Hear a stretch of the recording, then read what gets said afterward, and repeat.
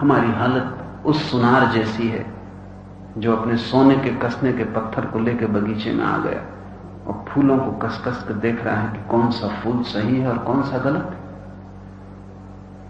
अब पत्थर पर फूल नहीं कसे जाते, और अगर पत्थर पर तुमने फूल कसे तो सभी फूल गलत होंगे। इसका कारण ये नहीं कि सभी फूल गलत हैं, तुम पत्थर ही गलत ले आए, पत्थर के लाने में ही गलती हो गई। सोना कसा जाता होगा, फूल नहीं कसे जाते।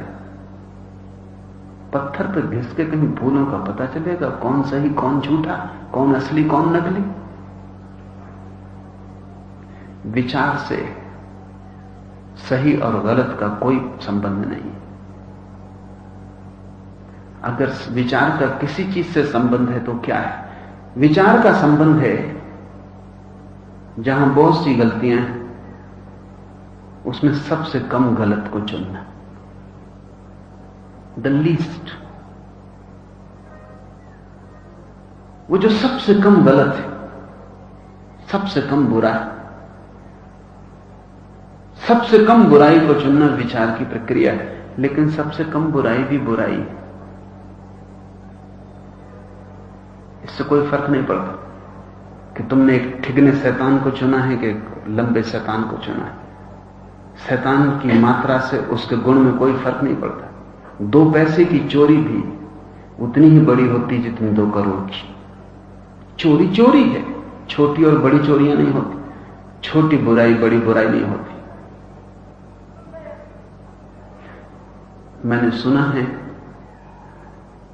एक आदमी सेना में भर्ती होने गया,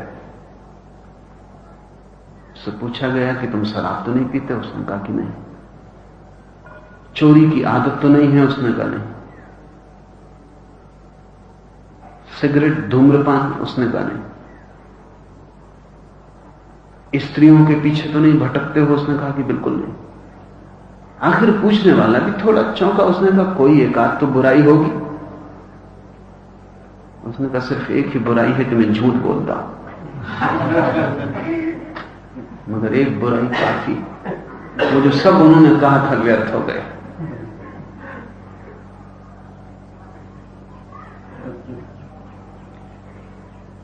बुराई छोटी बड़ी नहीं होती, और ध्यान रहे बुराई 1, 2 और 3 भी नहीं होती, एक बुराई काफी, सब बुराइयां उसके पीछे आ जाती। एक से दरवाजा खुल गया कि पूरी भीड़ आ जाती। विचार कम से कम बुराई क्या है इसको चुनता है, लेकिन वो भी बुराई है। विचार से कभी पता नहीं चलता कि क्या ठीक है और क्या गलत है। बहुत गलतियों में सबसे कम गलत कौन है, इसके लिए विचार तर्क करता है। नानसेन ने कहा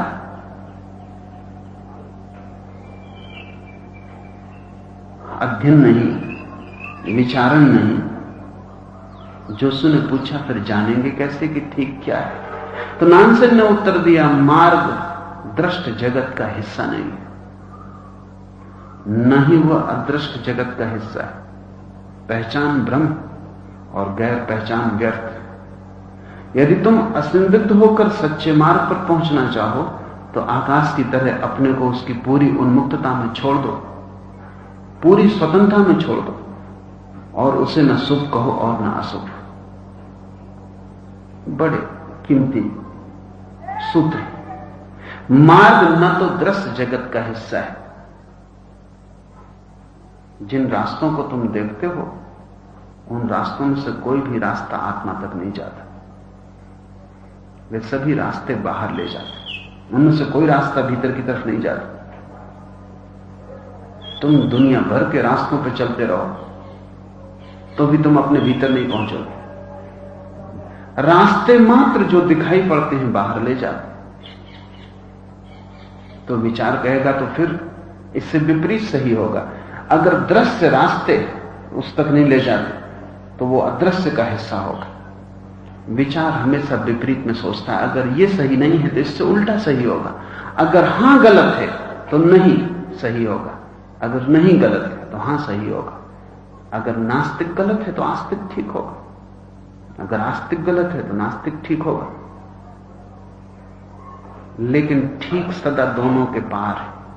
ना तो नास्तिक ठीक है ना आस्तिक ठीक है, वो तो एक ही गलती के दो छोर है, वो तो एक ही जिद के दो हिस्से,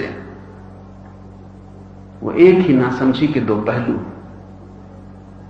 जो परम धार्मिक है वो ना तो आस्तिक होता ना नास्तिक।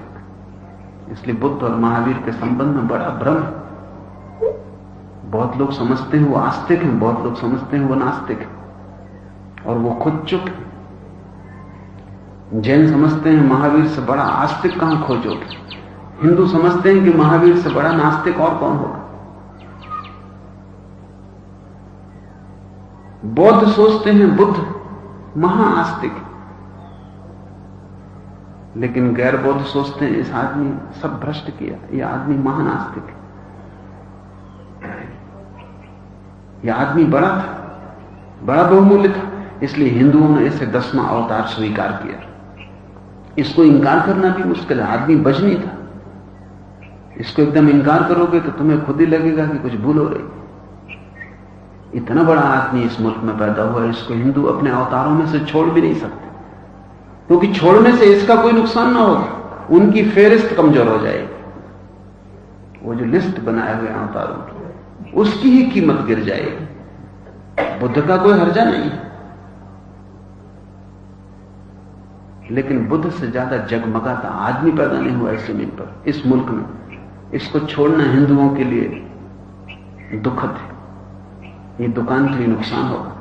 इस आदमी के साथ बड़ी क्रेडिट जुड़ी, तो इसको स्वीकार किया 10वां अवतार। लेकिन ये आदमी खतरनाक भी, क्योंकि इसको साधारण अर्थों में आस्तिक नहीं कह सकते। ये कहता है कोई ईश्वर नहीं। इसको साधारण अर्थों में आत्मवादी भी नहीं कह सकते। ये कहता है कोई आत्मा नहीं। इस आदमी को साधारण अर्थों में आध्यात्मिक तक नहीं कह सकते, क्योंकि ये कहता न कोई मोक्ष, न कहीं जाना, कुछ भी नहीं है, परम शून्य। आस्तिक नहीं, आत्मवादी नहीं, अध्यात्मवादी नहीं, अवतार भी मानने से बचा नहीं जा सकता। इसकी कीमत ज्यादा है, इसको छोड़ भी नहीं सकते। तो हिंदुओं ने एक कथा गढ़ी कि बुद्ध अवतार है। अरे बड़ी मीठी कथा है हिंदुओं की कि जब भगवान ने जगत बनाया तो उसने नरक भी बनाया, स्वर्ग भी बनाया। फिर भगवान के अवतार हुए, 9 अवतार बुद्ध के पहले, और उन्होंने लोगों को धर्म समझाया। लोग इतने धार्मिक होते गए कि वो सभी स्वर्ग चले गए। नरक में शैतान बैठा है खाली हाथ, लंबा समय बीतता जाता है, कोई आता नहीं। शैतान ने भगवान से कहा कि बॉस, इसका अर्थ क्या, प्रयोजन क्या, मुझे किस लिए बिठा रखा, जो दफ्तर चलता ही नहीं, और जहां कोई कभी आता ही नहीं, तुम्हारे अवतार सभी को मुक्त किए दे रहे, तो बंद करो, मुझे वहां किस लिए बिठा रखा। तो भगवान ने बुद्ध को भेजा ताकि वो लोगों को भटकाएं और लोग नरक जा सकें और शैतान खाली ना बैठा।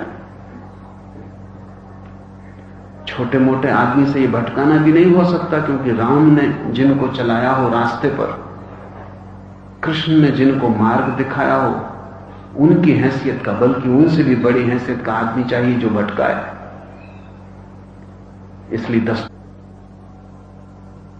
हमारी हालत उस सुनार जैसी है जो अपने सोने के कसने के पत्थर को लेकर बगीचे में आ गया और फूलों को कस कस कर देख रहा है कि कौन सा फूल सही है और कौन सा गलत है।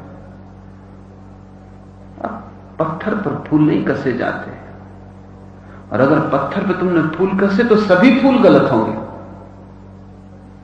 इसका कारण ये नहीं कि सभी फूल गलत हैं, तुम पत्थर ही गलत ले आए, पत्थर के लाने में ही गलती हो गई। सोना कसा जाता होगा, फूल नहीं कसे जाते। पत्थर पर घिस के कहीं फूलों का पता चलेगा कौन सही कौन झूठा, कौन असली कौन नकली। विचार से सही और गलत का कोई संबंध नहीं। अगर विचार का किसी चीज से संबंध है तो क्या है? विचार का संबंध है जहां बहुत सी गलतियां हैं उसमें सबसे कम गलत को चुनना, द लीस्ट। वो जो सबसे कम गलत है, सबसे कम बुरा है,